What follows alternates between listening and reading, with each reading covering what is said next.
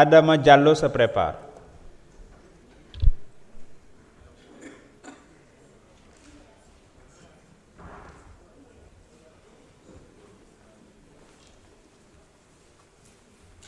Asalaamaaleykum wa rahmatullah.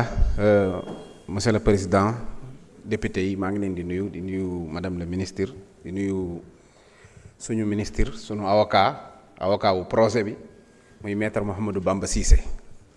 maa ngi fàttaliku bis bi ma nekkee garde à vue nga ñëw fekk ma fa boobu la ñu njëkk a gisante nga ne ma lii lépp dafay jeex ci kanam tuuti yéenay nekk ci décision yi di jël ay décision bu leen xaat bu leen ragal loolu tey yàlla def na ko maa ngi nii taxaw nekk député yaa ngi nii toog nekk ministre kon nag dëgg moom mooy mujj waroon na maa am tuuti temps nag pour mën a wax ak homme de détail yi nekk ci fii nga xam ne bu ñu fi ñëwee ay détails képp la ñuy dajale di wax gis naa ci ku naan police bi léegi day politique police buy politique mooy dem ci ay seesu jàmbur tëj ko naan du ngeen fi defee conférence de presse te yéen a ko daan def kon yéen seen police yéen leen daan politique loo voilà man nag dama laa gis tey rek sama xel dem ci Antoine xam naa moom ku ñu war a lijjantee ngi noonu nag waaw rey doomi jàmbur yi tas këri jàmbur yi tas sëyi jàmbur yi ba noppi dem subi xotaan gi wut fa kër gu sedd ne fa mboq tëju daañ ko wër ba fekk ko fa loqali ko yóbbu ko rëbës loolu moom maa la ko wax sama défi personnel waaw monsieur Bamba Cissé maa ngi lay nuyu bu baax nag temps bi moo bëriwul mais gis nañ désencombrement bi nga xam ne amoon na Ndakaaru yalwaan geeg fanaan ci mbedd gi vraiment bi nga ñëwee ak léegi loolu wàññiku na li ci des nag man mënumaa ñàkk bañ a faral ambulant maan yi mais li ngay def tamit baax na parce que nag gis nañ ko xam nañ ne lii résultat la mais nag loo ci man ci yolomal ko nga jàppale leen ci parce que ay boroomi kër lañ ñoom itam li ma la bëggoon a dimbalee nag mooy ambulant maan yi ni nga leen di wëree ak di dindi désencombrement bi nekk ci dëkk bi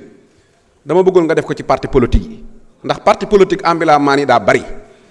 parti politique bu amut sées amoo fooy réunion parti politique bu ambulant maan nga te mënoo di espérer jiite Sénégal te loi yi Sénégal tëral yow mënoo koo respecté ba noppi dañu laaj réew mi il faut nga seet parti yi des 400 parti kenn dëppoowut ak loi ñi ci dëppoowut ak loi yëpp nga tas ko wala nga woo leen appeler leen à l'ordre parce que Jakarta maan yi ñëw nañ wàccoog yoon ngeen def ko presse bi pourquoi pas parti politique yi parce que parti politique yi daanaka moo ko ambulant maan yi ñoo yem ñeneen ñi ci des tamit dañuy tànqal nit ñi rek mais loolu lu ñu war a lijjanti la parti yi nga xamante ne dëppoon nañoo ak yoon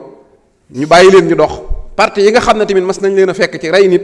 ak lu mel ne dajalee nervi yi tamit ñi ngi xaar nga defub décret tas ko nag waaw parce que nag vraiment nag rey nit ñi ba noppi nag toog fi ëppaat nit ñi aw làmmiñ loolu mënut a nekk voilà wasalaam. jërëjëf honorable Cheikh Bara Ndiaye. Adama Diallo, vous avez la parole. El Hadj Gueye se prépare. Merci beaucoup, Monsieur le Président, Monsieur le Ministre, Madame la Secrétaire d'État. Man fi may waxee Monsieur le Ministre mooy situation chef de village loolu ñoo ngi bëgg nga indi leen ci ay tontu ndax bi ñuy ñëw woo nañ ñu di ñu wax vraiment toog nañu lu yàgg gisuñu seeni indemnité te ñoom it décret 72 636 bi nga xamante ni moo géré les attributions des chefs de circonscription administrative dafa yokk ne et des chefs de village beneen bi moom mooy les ASP yi seen plan de carrière war nañ ci wax 9 ans après la création de ce corps qui est devenu un corps qui est très utile pour la population war nañu quand même plancher wu ci carrière am définitivement ñu régler cette question là régler waale les problèmes de salaire mais li gën a graaw mooy dañu leen di utiliser ci ay mission fii mu toll fii te duñu leen fay indemnité à la fin de la mission loolu c'est un problème beneen bi mooy les collectivités locales amoon nay jamono dañ doon jël 360 millions ci fonds de dotation yi jox ko ASP pour ASP yi mettre à la disposition des communes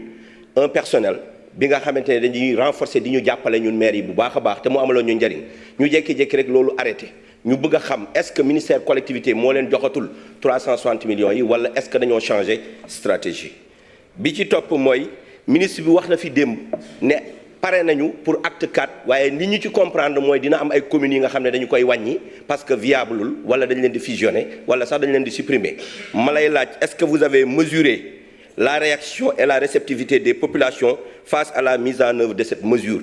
qui va certainement troubler l'ordre public beneen bi mooy carte d'identité yi ba lu mel nu préfecture Gossas boo fa ñëwee musoo am carte d'identité boo demee mën nañ laa defal carte d'identité waaye bu sa carte d'identité réeree da ngay obligé nga dem Fatick wala nga dem Kaolack wala nga dem Touba wala feneen. monsieur le ministre bi ñu laajtee benn logiciel la bu ñu war a installer ak autorisation bu ñu leen di jox donc pour ñu mun ko def ñun dañoo excentrique par rapport ak Fatick donc soo ñu mënee dimbali ñu mun ko def foofu aussi dina baax lool dinañu jàppale. bi mujj mooy en matière d'investissement j'ai vu que dans le rapport noté nañ ci lu bëri lu mel nu poste de police Gossas bi lu mel nu poste sapeur pompier wu Mbar bi ak réhabilitation sous préfecture Waadiour ak Colobane asalaamaaleykum wa rahmatullah. jërëjëf honorable El Hadj Gueye, vous avez la parole. Fatou Diop Cissé se prépare.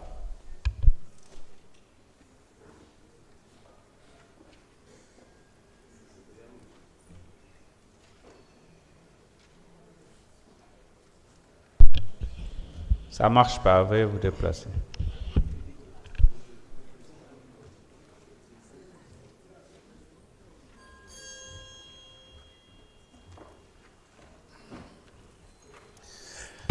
salaamaaleykum monsieur le président salaamaaleykum monsieur le ministre madame le ministre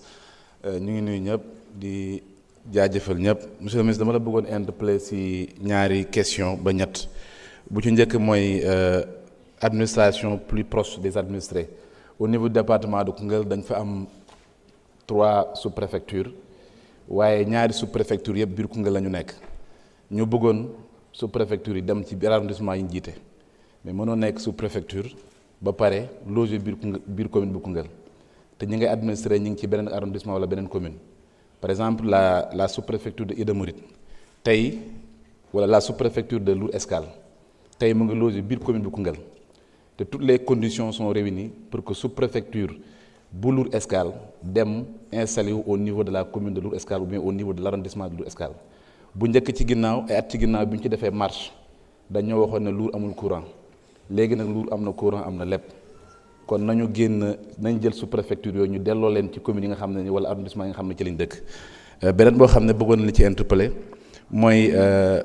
dispositif de fabrication de carte d'identité duplicata et j'en profite pour remercier le directeur de la DAF monsieur Dieng boo xam ne mu ngi def ay kéem kàttanam pour que ñu mën a am dispositif duplicata mais li nga xamante ni ñu ngi koy am ci wàllu ci wàllu enrôlement par jour dafa tuuti nit ñi dañ fay rang-rang gu métti pour mën a déposer carte d'identité au niveau du commissariat urbain de Koungheul loolu aussi bëggoon nañ nga jàppale ñu bañ a renforcer seen capacité d'enrôlement pour l'obtention d'une carte d'identité au niveau de Koungheul beneen moo la bëggoon interpeller aussi moom mooy caserne sapeur pompier de Koungheul benn caserne la sur un département boo xam ne mu ngi toll ci 3400 quelques kilomètres carrés dafa xaw a tuuti ci moyen logistique ñu bëggoon ngeen renforcer leen en moyen logistique loolu aussi bëgg nañ nga def sa kéem kàttan beneen bi may jeexalee mooy toujours commissariat urbain de Koungheul boobu it bëgg nañ nga renforcer ko en moyen logistique surtout pour leur déplacement yooyu amoon ci ay kàddu yu ñu bëggoon yëkkati ñu ngi sant ñëpp di gërëm ñëpp merci beaucoup. Merci honorable. Fatou Diop Cissé, vous avez la parole. Yoba Baldé se prépare.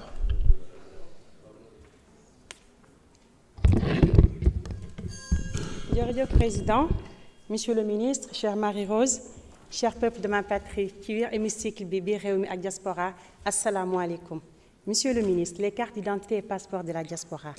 ci bitim réew il faut que ñu am kayit muy étudiant bi di faatu bi di ingénieur bi di moodu bi te les cartes d'identité sésame la pour ñu mën a am passeport et pourtant à l'absence de passeport une grande préoccupation et source de stress pour certains face à leur demande de titre de séjour et de titre de voyage. La question sur l'organisation et le suivi. Monsieur le ministre, le consulat de Paris ne dispose pas de moyens suffisants pour absorber la demande croissante de passeports et de cartes d'identité. Qu'avez-vous prévu? Étant donné qu'en 2027, des milliers de pièces d'identité devront être renouvelées. En commission, je vous ai partagé l'idée que le problème budgétaire et de logistique actuellement, est-ce qu'on ne pourrait pas envisager un décret qui prolongerait automatiquement la durée de validité des cartes d'identité dans la diaspora? On peut par exemple l'étendre jusqu'en janvier 2028, le temps de mieux vous préparer. Ceci vous permettrait de dédier une partie du budget qui se trouve dans le programme 2012 gouvernance électorale, car nous, diaspora, on n'est pas concerné pour les prochaines échéances électorales. Ce montant de 3 432 610 000 francs pour la Direction générale des élections et l'élaboration de cartes d'électeurs et de cartes d'identité biométriques pour régler certains problèmes conjoncturels majeurs bi ñu am ci diaspora bi. La machine d'enrôlement de passeport à Paris, Monsieur le ministre, il travaille sur des machines qui tournent sur Windows XP, un vieux logiciel qui ne reçoit même pas les mises à jour, même pas les patchs de sécurité. Cela fait des mois qu'ils attendent la visite des agents de l'IRIS Technologies pour assurer la maintenance du matériel de production des passeports et surtout des serveurs obsolètes qui datent de 2008 du moins. D'ailleurs, Monsieur le ministre, je vous signale que ces techniciens d'IRIS n'arrivent toujours pas à avoir le visa pour se rendre à Paris pour faire l'entretien et la maintenance des machines. Je rappelle que Paris est le centre de production des passeports de toute la France, qui compte environ 300 000 compatriotes. Elle doit également produire pour la Belgique, l'Allemagne, l'Angleterre. Des questions sur les procédures, Monsieur le ministre. Les documents exigés pour les demandes de passeport et de carte d'identité ne sont-ils pas trop lourds pour les Sénégalais vivant à l'étranger? Par exemple, certificat de nationalité. dañ koy exiger ñeneen ñi déedéet ñi sant Mendy Gomis Diakhaby pourquoi ñoom ñu leen koy exiger man mi sant Cissé kenn moo exiger? C'est une injustice et une discrimination que vivent certains compatriotes. Et nous demandons à ce que vous trouviez des mesures pour une ceci d'équité. La question sur les délais, Monsieur le ministre. Pourquoi la délivrance des cartes d'identité biométriques prend-elle plusieurs mois pour la diaspora? Une unité de production de cartes d'identité à France aiderait beaucoup à cela, comme il est prévu à Barcelone bientôt. Je signale d'ailleurs qu'il y a un sous-effectif au consulat de Paris pour les cartes d'identité, où l'équipe est obligée parfois de tànn des jours d'enrôlement et des jours de distribution. Les visas délivrés. Monsieur le ministre, jàppale ñu ñi nga xam ne dañuy dimbali ut visa foofu noonu ci consulat am na ci loo xam ne jaarul yoon ñi ngi sàkk nga def fa benn enquête parce que des fois ministère ils attendent la validité pour les visas et ñi nga xam te ne amuñu ko ben ça génère parfois un circuit parallèle di leen sàkk di leen Yoba Baldé, vous avez la parole. El Hadji Ousmane Fall se prépare.